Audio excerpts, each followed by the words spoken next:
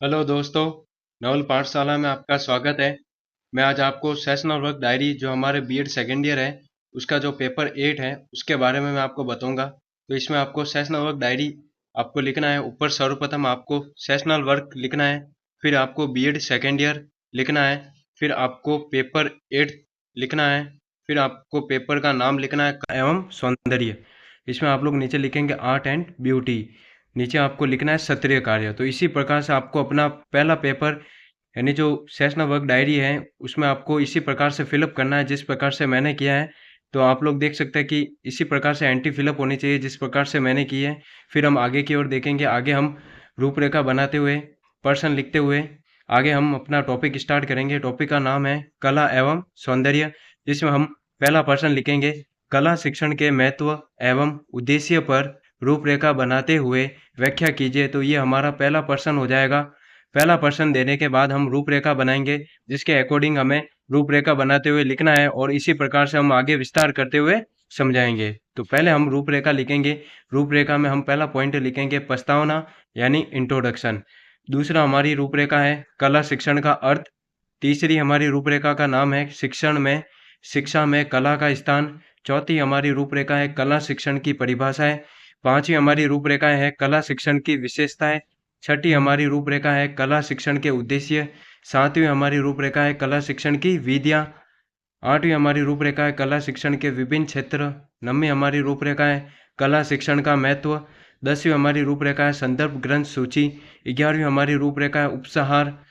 12वीं हमारी रूपरेखा है निष्कर्ष, यानी सबसे अंत में हम निष्कर्ष देंगे। और सर्वप्रथम हम रूपरेखा बनाते हुए जिसमें हम 12 पॉइंट दिए हुए हैं, इन 12 पॉइंट को विस्तार से समझाते हुए हम अपनी सेशनल वर्क डायरी को कंप्लीट करेंगे।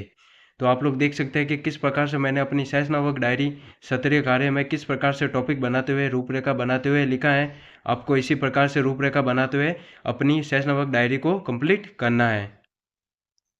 तो इसमें हमारा पहला पॉइंट होगा प्रस्तावना। प्रस्तावना में आपको लिखना है सर्वप्रथम, इसमें आपको 4 लाइनें लिखनी होती है। सर्वप्रथम 4 लाइन लिखने के बाद हम प्रस्तावना के बारे में बताएंगे। तो इसमें आप लोग लिखेंगे कला शिक्षण की प्रस्तावना देती सीखने की पहचान, रंगों में बसता है भावों का अरमान, कल्पना सृजन सौंदर्य का सुंदर संग, यहीं से निखरता जीवन का हर ढंग। तो ये आपकी 4 मोटिवेशनल लाइनें हो जाएगी। आपको इसी प्रकार से लिखते हुए अपनी प्रस्तावना की शुरुआत करनी है। फिर हम प्रस्तावना देखेंगे। प्रस्तावना में आपको लिखना है कला मानव जीवन का अभिन्न अंग है। यह न केवल सौंदर्य का अनुभव कराती है बल्कि मनुष्य की भावनाओं, विचारों और कल्पनाओं को अभिव्यक्त करने का सशक्त माध्यम भी है। शिक्षा के सर्वांगीण विकास में सहायक होता है। कला शिक्षण के माध्यम से विद्यार्थियों में रचनात्मकता, सौंदर्य बोध, आत्म अभिव्यक्ति तथा आत्मविश्वास का विकास होता है। फिर आपको नीचे एक चित्र देना है। जिस प्रकार से मैंने चित्र बनाते हुए, चित्र लगाते हुए डिफाइन किया है कला शिक्षण की प्रस्तावना, आपको इसी प्रकार से अपनी सेशनल वर्क डायरी में चित्र बनाते हुए डिफाइन कर सकते हैं। तो इसमें आप लोग देख सकते हैं किस प्रकार से कला शिक्षण की प्रस्तावना को समझाया हुआ है, दिखाया गया है। आप लोग इसी प्रकार से समझाते हुए, बताते हुए अपने प्रस्तावना को कंप्लीट कर सकते हैं। फिर नीचे आपको दे रखा है, आपको इसी प्रकार से लिखना है जिस प्रकार से मैंने लिखा है। फिर हम आगे की ओर चलते हैं। आगे आपको दे रखा है कला शिक्षण में चित्रकला, संगीत, नृत्य, नाटक, शिल्प एवं अन्य रचनात्मक गतिविधियां शामिल होती हैं। ये गतिविधियां विद्यार्थियों के मानसिक, भावनात्मक और सामाजिक विकास को संतुलित करती हैं। आप लोग आगे इसी प्रकार से लिखते हुए अपनी प्रस्तावना को फिलअप कर सकते हैं। फिर हमारा दूसरा पॉइंट है कला शिक्षण का अर्थ। तो इसमें आप लोग कला शिक्षण का अर्थ बताते हुए सर्वप्रथम आप 4 पंक्तियां लिखेंगे। इसमें आपको लिखना है कला शिक्षण के अर्थ में छुपा सृजन का संसार, रंग रेखा भावों से सजता हर विचार, अभिव्यक्ति की राह दिखाए सौंदर्य का हो विस्तार, यही सिखाए जीवन को सुंदर बनाने का उपहार। तो ये आप 4 पंक्तियां लिख देंगे। फिर हम कला शिक्षण का अर्थ बताएंगे। कला शिक्षण का अर्थ आपको बताना है। कला शिक्षण का अर्थ ऐसी शैक्षिक प्रक्रिया से है जिसके द्वारा विद्यार्थियों में सृजनशीलता, सौंदर्य बोध, कल्पना शक्ति तथा आत्म अभिव्यक्ति की क्षमता का विकास किया जाता है। इसमें चित्रकला, संगीत, नृत्य, नाटक, शिल्प आदि विभिन्न कलाओं का शिक्षण शामिल होता है। इसके माध्यम से बालक अपनी भावनाओं और विचारों को रचनात्मक रूप में व्यक्त करना सीखता है। फिर हम कला शिक्षण का अर्थ यानी आपको एक डायग्राम बनाते हुए कला शिक्षण का अर्थ बताना है कि कला शिक्षण का अर्थ क्या है, रचनात्मकता का अर्थ क्या है। इसमें आप लोग चित्र देख सकते हैं कि चित्रकला, नृत्य, रचनात्मकता और अभिव्यक्ति, मूर्ति कला के बारे में आपको बताया गया है, संगीत के बारे में बताया गया है। फिर आपको नीचे मूर्ति कला के बारे में एक पेंटिंग बनाते हुए दिखाया गया है। तो आप लोग इसी प्रकार से कला शिक्षण का अर्थ बताते हुए अपनी जो ये कला शिक्षण का अर्थ है वो पूर्ण रूप से विस्तार से समझाएंगे। फिर हम आगे की ओर चलते हैं। आगे आपको लिखना है, कला शिक्षण केवल मनोरंजन का साधन नहीं है, बल्कि यह मानसिक, भावनात्मक, सामाजिक और नैतिक विकास का भी माध्यम है। यह विद्यार्थियों में एकाग्रता, धैर्य, अनुशासन, सहयोग और आत्मविश्वास जैसे गुणों का विकास करता है।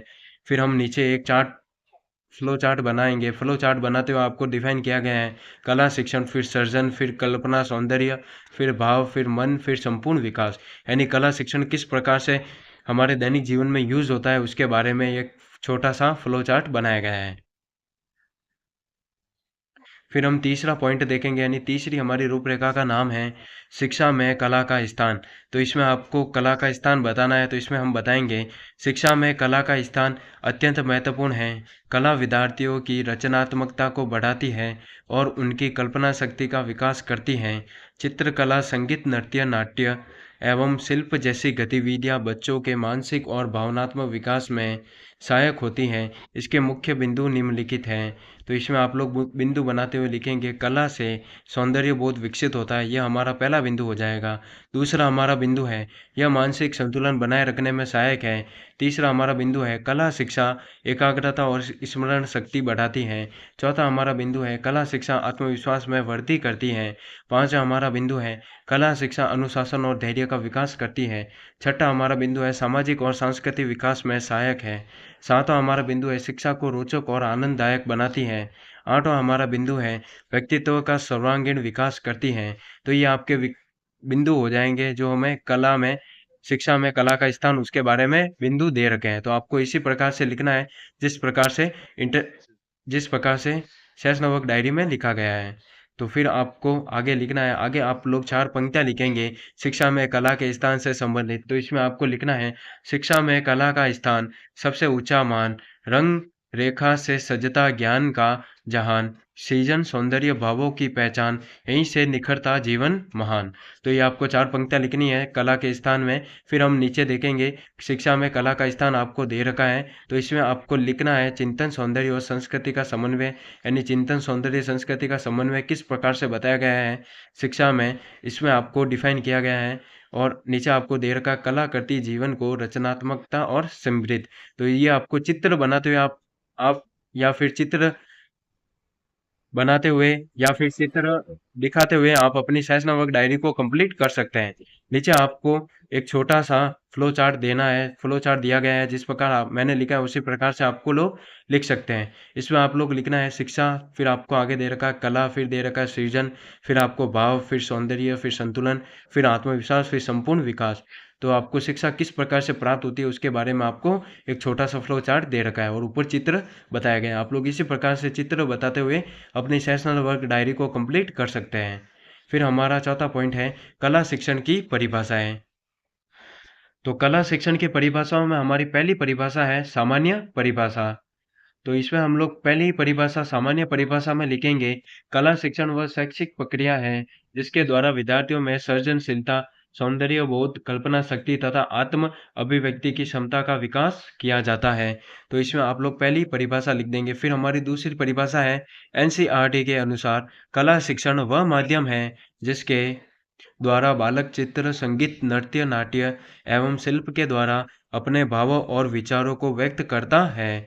तीसरी हमारी परिभाषा है रविंद्रनाथ टैगोर के अनुसार। इसमें आप लोग परिभाषा लिखेंगे, कला शिक्षण आत्मा की अभिव्यक्ति का साधन है जो मनुष्य को आनंद, स्वतंत्रता और सृजनशीलता की ओर प्रेरित करता है। चौथी हमारी परिभाषा है क्रो एंड क्रो के अनुसार। इसमें आप लोग लिखेंगे, कला शिक्षण वह प्रक्रिया है जो बालक के व्यक्तित्व के सर्वांगीण विकास में सहायक होती हैं तथा उसकी रचनात्मक शक्तियों को विकसित करती हैं। तो ये आपकी 4 परिभाषाएँ हो जाएगी। परिभाषाओं से रिलेटेड हमने एक चित्र दिया है आपको, इसी प्रकार से चित्र देते हुए या बनाते हुए अपनी सहज नमक डायरी को कंप्लीट करना है। तो इसमें आपको कला शिक्षा की परिभाषा दे रखी है। कला शिक्षा वह प्रक्रिया है जिसके माध्यम से हम बच्चों को कला के विभिन्न तथ्यों जैसे चित्रकला, संगीत, नाट्य, नृत्य व हस्तकला के माध्यम से सृजनात्मकता, अभिव्यक्ति और सौंदर्य बोध को शिक्षा देते हैं। तो ये आपका कला शिक्षण की परिभाषा देते हुए और समझाते हुए एक चित्र डिफाइन किया गया है। आप लोग इसी प्रकार से चित्र डिफाइन करते हुए अपनी सहज नमक डायरी को कंप्लीट कर सकते हैं, उसे अट्रैक्टिव बना सकते हैं। फिर हमारी 5वीं परिभाषा है आधुनिक परिभाषा। इसमें आपको लोग लिखेंगे कला शिक्षण वह शिक्षण विधि है जिसके माध्यम से विद्यार्थी रचनात्मक गतिविधियों द्वारा सीखते हैं और जीवन को सुंदर बनाने की कला सीखते हैं। फिर हम 4 पंक्तियाँ लिखेंगे कला शिक्षण से संबंधित। इसमें आप लोग लिखना है कला शिक्षण की परिभाषा देती सीखने की पहचान, भावों रंगों में बसता हर अरमान, अभिव्यक्ति सौंदर्य कल्पना का साथ यहीं से निखरता जीवन का हर ढंग। तो ये आपको 4 पंक्तियाँ लिखनी है अंत में। ये 4 पंक्तियाँ बताने के बाद हम अगले पॉइंट की ओर चलेंगे, यानी अगली हमारी रूपरेखा है 5वीं, जिसमें आपको देना है कला शिक्षण की विशेषताएँ, यानी कला शिक्षण की क्या-क्या विशेषताएँ हैं, उसके बारे में आपको बताना है। तो कला शिक्षण की विशेषताओं में आपको एक फ्लो चार्ट बनाना है। जिस प्रकार से मैंने बनाया है उसी प्रकार से आप लोग फ्लो चार्ट बना सकते हैं। तो इसमें आपको बीच में सर्वप्रथम लिखना है कला शिक्षण की विशेषताएं, यानी विशेषताएं क्या-क्या है उसके बारे में आपको बताया गया है। फिर हम इन विशेषताओं को विस्तार से समझेंगे और देखेंगे। तो इसमें आपकी पहली विशेषता है सौंदर्य बोध का विकास करना। दूसरी हमारी विशेषता है मानसिक विकास। तीसरी हमारी विशेषता है आत्मविश्वास में वृद्धि। चौथी हमारी विशेषता है अनुशासन व धैर्य। पांचवी हमारी विशेषता है आलोचनात्मक सोच और समस्या समाधान। छठी हमारी विशेषता है समावेशी शिक्षा। सातवीं हमारी विशेषता है समग्र अधिगम। तो ये आपकी 7 टोटल विशेषताएं हो जाएगी कला शिक्षण की विशेषताएं। जिस प्रकार से मैंने आपको बताया उसी प्रकार से आप लोग अपनी सहज नमक डायरी में फ्लो चार्ट बनाते हुए इन विशेषताओं को बता सकते हैं, जिससे हमारी सहज नमक डायरी अच्छी दिखे, अट्रैक्टिव दिखे। तो इसमें हमारा पहला पॉइंट है सौंदर्य बोध का विकास करना। तो इसमें हम लोग लिखेंगे सौंदर्य बोध के विकास में सुंदरता को समझने और सराहने की क्षमता बढ़ाती है। तो ये आपका सौंदर्य बोध हो जाएगा। दूसरी हमारी विशेषता है मानसिक विकास। इसमें आपको लिखना है एकाग्रता स्मरण शक्ति और सोचने की क्षमता बढ़ाती है। तीसरी हमारी विशेषता है आत्मविश्वास में वृद्धि। तो इसमें आप लोग लिखेंगे आत्मविश्वास में कला के माध्यम से जोखिम उठाने और रचनात्मक प्रतिक्रिया फीडबैक प्राप्त करने से आत्मविश्वास बढ़ता है। तीसरी विशेषता समाप्त हो जाने के बाद हम चौथी विशेषता देखेंगे। इसमें आपको लिखना है अनुशासन व धैर्य। इसमें आप लोग लिखेंगे अभ्यास से संयम और अनुशासन सीखते हैं, यानी अभ्यास से संयम और अनुशासन सीखते हैं। फिर हमारी 5वीं विशेषता है आलोचनात्मक सोच और समस्या समाधान। इसमें आप लोग लिखेंगे यह विद्यार्थियों को दुनिया का अवलोकन करने, विश्लेषण करने और रचनात्मक समाधान खोजने की क्षमता विकसित करती है। फिर नीचे एक चित्र दिखाया गया है। आप लोग इसी प्रकार से अपनी सहज नमक डायरी को चित्र बनाते हुए या फिर चित्र दिखाते हुए या फिर चित्र लगाते हुए अपनी सहज नमक डायरी को कंप्लीट कर सकते हैं। जिस प्रकार से मैंने चित्र लगाए हैं आप लोग इसी प्रकार से चित्र लगाते हुए अपनी सहज नमक डायरी को कंप्लीट कर सकते हैं। इसमें आप लोग कला शिक्षण की विशेषताएं दे रखी है, जो मैंने ऊपर बताई है वही विशेषताएं हैं इसमें आपको फ्लो चार्ट में दिखाया गया है। फ्लो चार्ट बनाते हुए आपको अब इन विशेषताओं को डिफाइन करना है। फिर आपको अगली विशेषता है समावेशी शिक्षा, यानी समावेशी शिक्षा के बारे में आपको लिखना है कला विभिन्न प्रकार की क्षमताओं वाले शिक्षार्थियों को शामिल करती हैं और उन्हें अपनी विशिष्ट प्रतिभा को पहचानने का मौका देती हैं। ये हमारी समावेशी शिक्षा हो जाएगी। फिर हम 7वीं विशेषताएं देखेंगे। इसमें आप लोग लिखना है कला शिक्षा विज्ञान, प्रौद्योगिकी, इंजीनियरिंग और गणित STEM के साथ जुड़कर एक रचनात्मक शिक्षा STEM को बढ़ावा देती है, जो नवाचार के लिए आवश्यक है। तो ये आपके 7 पूरी जो विशेषता है वो मैंने बता दी। आप लोग इसी प्रकार से लिखते हुए अपनी 7 विशेषताओं को कंप्लीट करेंगे। फिर आपको नीचे 4 पंक्तियाँ लिखनी है, 2 पंक्तियाँ लिखनी है। इसमें आपको बताना है कला शिक्षण की विशेषताएं हैं जीवन का उपहार, यही बनाए व्यक्तित्व को सुंदर और साकार। तो ये आपकी 2 पंक्तियाँ हो जाएगी कला शिक्षण की विशेषताओं से संबंधित। फिर हम अगले पॉइंट की ओर चलते हैं, यानी अगली हमारी रूपरेखा है कला शिक्षण के उद्देश्य। यानी उद्देश्य में आपको पॉइंट बनाते हुए लिखना है। पहला हमारा उद्देश्य हो जाएगा लोक कलाओं तथा कलाकारों के प्रति श्रद्धा एवं अनुराग उत्पन्न करना। दूसरा हमारा उद्देश्य है बालकों में सौंदर्य अनुभूति की शक्ति जागृत करना। तीसरा हमारा उद्देश्य है ललित कलाओं का ज्ञान देना, उनके प्रति रुचि उत्पन्न करना तथा कलाओं की प्रतिभा जागृत करना। चौथा हमारा उद्देश्य है बेकार एवं पुरानी वस्तुओं का सदुपयोग करना सिखाना। पांचवा हमारा उद्देश्य है बच्चों को आत्मनिर्भर बनाने की प्रवृत्ति जागृत करना। तो इससे रिलेटेड हम कला शिक्षण के उद्देश्य देखेंगे। आपको एक चार्ट बनाते हुए कला शिक्षण के उद्देश्य दे रखे हैं, चित्र के माध्यम से समझाया गया है। आप लोग इसी प्रकार से चित्र लगाते हुए अपने सहज नवक डायरी को कंप्लीट कर सकते हैं। तो इसमें आप लोग देख सकते हैं सृजनात्मक क्षमता का विकास, यानी जो ऊपर आपको पॉइंट दे रखे हैं उनको शॉर्ट फॉर्म में समझाया गया है। तो ये आपका कला शिक्षण के उद्देश्य हो जाएंगे। फिर हम छठा पॉइंट देखेंगे नवीन तथा आधुनिक साधनों एवं तकनीकों द्वारा कला का ज्ञान देना। सातवां हमारा उद्देश्य है बालकों को सृजनात्मक अभिव्यक्ति के साधन प्रदान करना। आठवां हमारा पॉइंट है बच्चों को समय का कलात्मक रूप से सदुपयोग करना सिखाना। फिर आगे हमारा नौवां पॉइंट है, यानी नौवां हमारा उद्देश्य है विद्यार्थियों का चरित्र निर्माण करना। 10वां हमारा उद्देश्य है बच्चों की मानसिकता, शारीरिक एवं बौद्धिक शक्ति का विकास करना। 11वां हमारा उद्देश्य है कला के माध्यम से खेल खेल में अध्यापन कार्यों में ध्यान केंद्रित करना। 12वां हमारा उद्देश्य है भारतीय संस्कृति एवं परंपराओं के प्रति रुचि उत्पन्न करना। तो इससे रिलेटेड हम 2 पंक्तियाँ देखेंगे, यानी उद्देश्य से रिलेटेड हम 2 पंक्तियाँ देखेंगे। आपके टोटल 12 उद्देश्य हैं जो कंप्लीट हो चुके हैं। फिर हम इनसे रिलेटेड पंक्तियाँ देखेंगे। तो हम पंक्तियों में आपको लिखना है कला शिक्षण के उद्देश्य है जीवन की पहचान, यही बनाते व्यक्तित्व को श्रेष्ठ और महान। तो ये आपको 2 पंक्तियाँ लिखनी है। अंत में 2 पंक्तियाँ लिखने के बाद हम अगला पॉइंट देखेंगे। अगले पॉइंट का नाम है 7वां पॉइंट, जिसमें आपको लिखना है कला शिक्षण की विधियाँ। कला शिक्षण की वीडियो में आपको नीचे एक छोटा सा फ्लो चार्ट दे रखा है। आपको इसी प्रकार से फ्लो चार्ट बनाते हुए उनमें कलर करते हुए आप लोग अपनी सेशनल वर्क डायरी को अट्रैक्टिव बना सकते हैं। तो इसमें एक छोटा सा फ्लो चार्ट दे रखा है। आपको फ्लो चार्ट बनाते हुए लिखना है पहला हमारा जो विधि है उसका हम नाम लिखेंगे। पहली हमारी विधि का नाम है प्रदर्शन विधि। दूसरी हमारी विधि का नाम है अभ्यास विधि। तीसरी हमारी विधि का नाम है परियोजना विधि। चौथी हमारी विधि का नाम है भ्रमण विधि। पांचवी हमारी विधि का नाम है खेल विधि। छठी हमारी विधि हो जाएगी अनुकरण विधि। सातवीं विधि का नाम है प्रयोग विधि। तो ये आपकी 7 टोटल विधियां हैं कला शिक्षण की विधियां, जो आपको इसी प्रकार से फ्लो चार्ट बनाते हुए उनमें कलर करते हुए आप लोग अपनी सेशनल वर्क डायरी को अट्रैक्टिव बना सकते हैं और अपनी सेशनल वर्क डायरी को कंप्लीट कर सकते हैं। तो इन वीडियो को हम विस्तार से समझेंगे, यानी एक एक वीडियो को विस्तार से समझाते हुए हम डिफाइन करेंगे। सर्वप्रथम हमारी पहली विधि हो जाएगी प्रदर्शन विधि। तो इसमें आप लोग लिखेंगे शिक्षक पहले स्वयं कोई तकनीक या कलाकृति बनाकर दिखाता है और फिर छात्र उसका अनुसरण करते हैं। दूसरी हमारी विधि का नाम है अभ्यास विधि। इसमें आप लोग लिखेंगे बार बार अभ्यास द्वारा कला में निपुणता प्राप्त करना।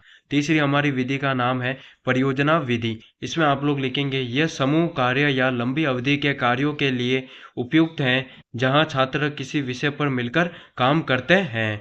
चौथी हमारी विधि का नाम है भ्रमण विधि। इसमें आप लोग लिखेंगे छात्रों को प्राकृतिक दृश्यों, संग्रहालयों या कला दीर्घाओं में ले जाकर निरीक्षण या भ्रमण कराया जाता है। फिर हमारी 5वीं विधि का नाम है खेल विधि। इसमें आप लोग लिखेंगे खेल खेल में कला सीखना। छठी हमारी विधि का नाम है अनुकरण विधि, यानी छोटे बच्चे अक्सर शिक्षक या किसी वस्तु को देखकर उसे दोहराते हैं जो प्रारंभिक स्तर पर सीखने में सहायक है।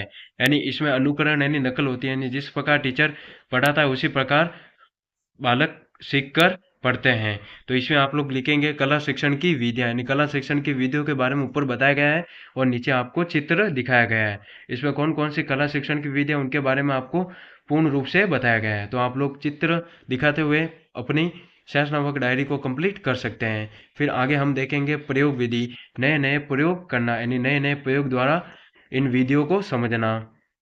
फिर हम इन विधियों से रिलेटेड 2 पंक्तियाँ देखेंगे। इसमें आपको लिखना है कला शिक्षण की विधियाँ खोले सृजन का द्वार, रंग रेखा से सजता जीवन का संसार। तो ये आपका 7वां पॉइंट जो कला शिक्षण की जो विधियाँ है वो यहीं पर ही समाप्त होती हैं। फिर हम अगली रूपरेखा देखेंगे। अगली रूपरेखा का नाम है कला शिक्षण के विभिन्न क्षेत्र। यानी कला शिक्षण में हमारे क्या क्या विभिन्न क्षेत्र हैं, उनके बारे में आपको बताना है। फिर हम इसमें कला शिक्षण के क्षेत्र में हम लिखेंगे कला शिक्षण के मुख्य क्षेत्रों में दृश्य कला, इसमें आपको बताना है कोष्टक बताते हुए चित्रकला, मूर्ति कला, फोटोग्राफी, डिजाइन और प्रदर्शन कला, नृत्य, संगीत, नाटक कला आदि शामिल हैं, जो रचनात्मकता, कल्पना और सौंदर्य बोध विकसित करते हैं। अतः कला शिक्षा के प्रमुख क्षेत्र निम्न हैं। तो कला शिक्षा के कौन-कौन से क्षेत्र निम्न हैं, उसके बारे में आपको बताया गया है। पहला है चित्रकला, ड्राइंग एंड पेंटिंग। इसमें आप लोग लिखेंगे रेखा, रंग और आकृति द्वारा चित्र बनाना। दूसरी हमारी कला का नाम है शिल्प कला। इसमें आप लोग लिखेंगे मिट्टी, कागज, लकड़ी, कपड़ा आदि से वस्तुएं बनाना। तीसरी हमारी कला का नाम है संगीत कला। इसमें आप लोग लिखेंगे संगीत मानव को प्रकृति प्रदत्त एक अनोखा उपहार है। सृष्टि में सर्वत्र संगीत व्याप्त है। संगीत सदा संस्कृति का सहगामी रहा है। संगीत मानव मन की एक काव्यात्मक अभिव्यक्ति है, जो स्वर और लय के माध्यम से अपनी भावनाओं को मौलिक ढंग से प्रकट करता है। फिर हमारा अगली कला का नाम है नृत्य कला। इसमें हम लोग लिखेंगे नृत्य कला एक शैली या गतिविधि है जो शरीर व शरीर की यथासंभव विभिन्न गतिविधियों का उपयोग करती है। नृत्य गतियाँ, कार्य, यात्रा या जीवित रहने से प्रत्यक्ष तौर पर संबंध या असंबद्ध हो सकती हैं। अतः नृत्य कला में शारीरिक गतियों द्वारा भावों की अभिव्यक्ति होती है। तो ये हमारी नृत्य कला हो जाएगी। फिर हम अगली कला की ओर चलेंगे। अगली कला का नाम है नाट्य कला। इसमें हम लोग लिखेंगे भारत में नाट्य कला का इतिहास लगभग 5000 साल पुराना है। ऐसा माना जाता है कि संवादमय गीतों के रूप में नाट्य कला ऋग्वेद काल में भी अस्तित्व में थी। नाट्य कला में अभिनय और संवाद के माध्यम से प्रस्तुति होती है।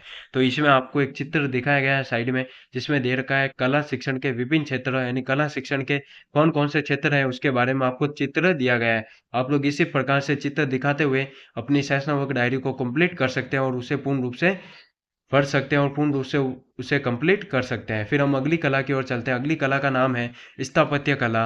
इसमें आप लोग लिखेंगे भवन एवं संरचना डिजाइन की कला का निर्माण करना। फिर हमारी अगली कला का नाम है लोक कला। इसमें आप लोग लिखेंगे आम इंसान के द्वारा बिना किसी तामझाम व प्रदर्शन से जब अपनी स्वाभाविक कलाकारी को चित्र, संगीत, नृत्य आदि के रूप में पेश किया जाता है तो वह लोक कला कहलाती है। वास्तव में लोक कला ही संस्कृति की वास्तविक वाहक एवं प्रस्तुतकर्ता होती है। तो कला शिक्षण के विभिन्न क्षेत्र आगे आपको चित्र दिया गया है। आप लोग इसी प्रकार से चित्र दिखाते हुए अपनी सेशन वर्क डायरी को कंप्लीट करेंगे। फिर आपको नीचे संक्षेप में कला शिक्षण के विभिन्न क्षेत्र विद्यार्थियों में सृजनशीलता, सौंदर्य बोध और व्यक्तित्व विकास करते हैं।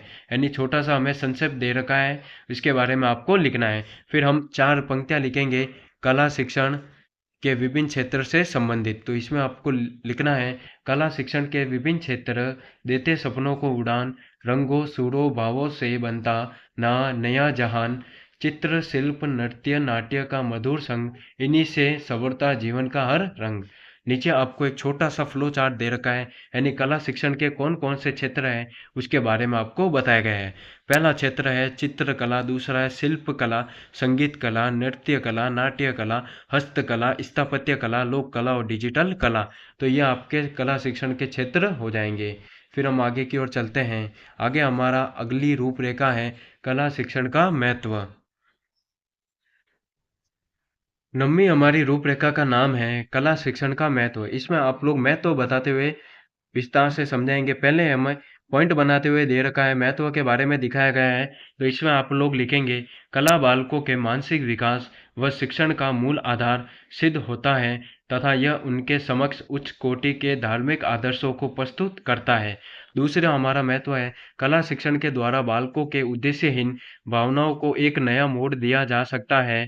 इससे बालक अनावश्यक रूप से इधर-उधर घूमने के बजाय अपना समय कला सीखने में बिताता है।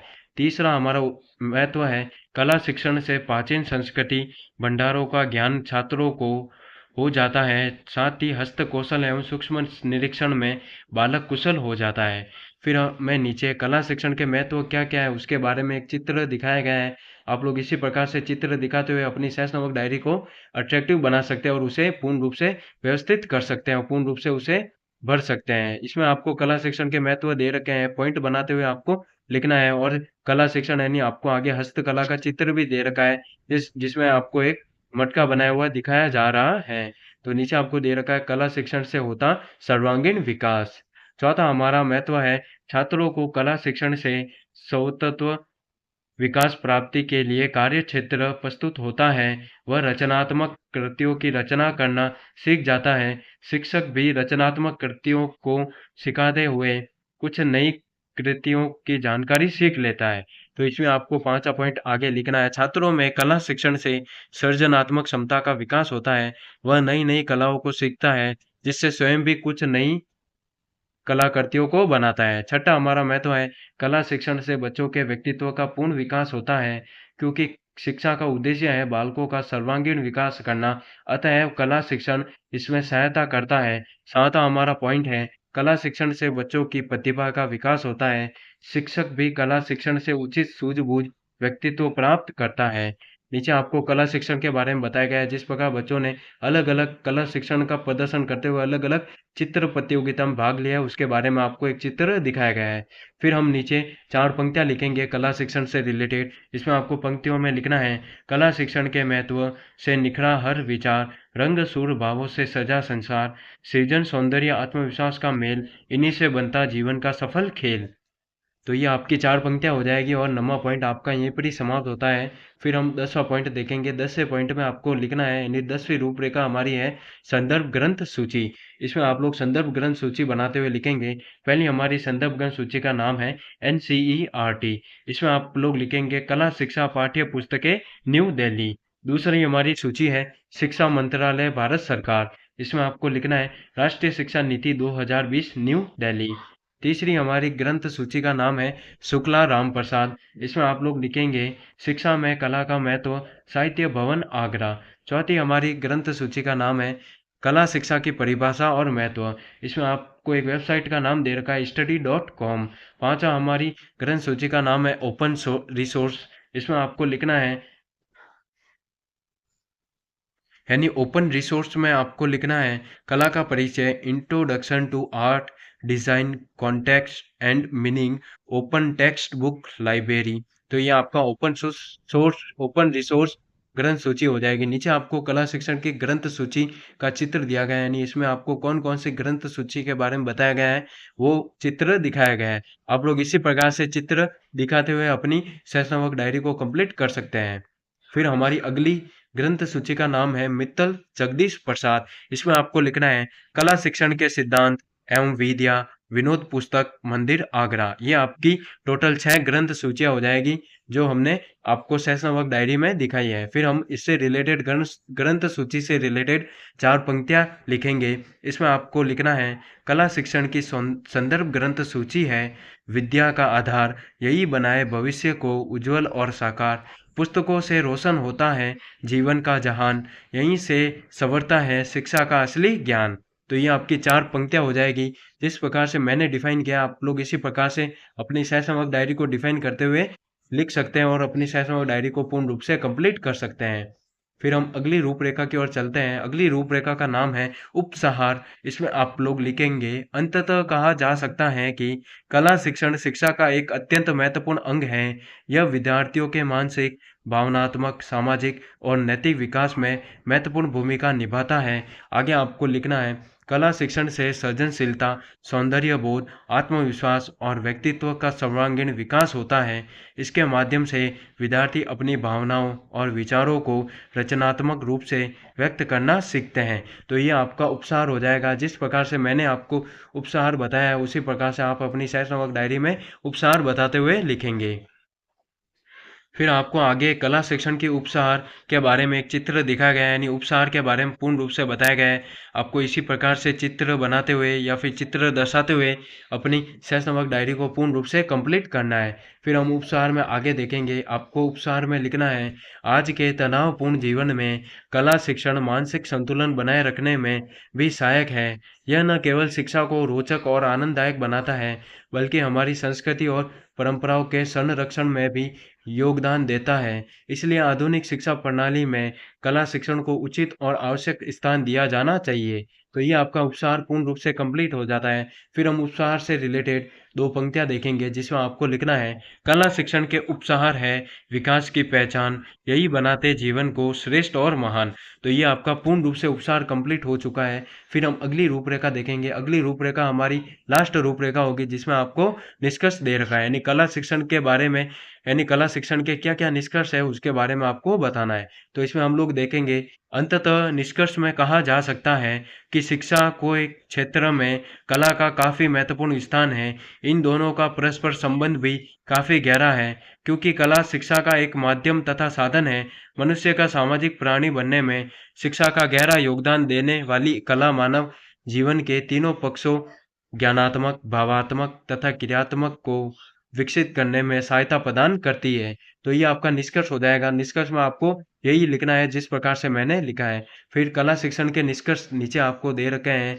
आपको चित्र दर्शाते हुए कला शिक्षण के क्या-क्या निष्कर्ष हैं वो बताना है। आप लोग फ्लो चार्ट बनाते हुए अपनी सहज नमक डायरी को कंप्लीट कर सकते हो। निष्कर्ष में आप फ्लो चार्ट भी दर्शा सकते हैं। मैंने चित्र दर्शाया है, आप लोग इसी प्रकार से चित्र को दर्शाते हुए अपनी सहज नमक डायरी को कंप्लीट कर सकते हैं। फिर आगे आपको निष्कर्ष में लिखना है, अतएव कला शिक्षण का अर्थ बच्चे के व्यक्तित्व का संपूर्ण विकास माना गया है।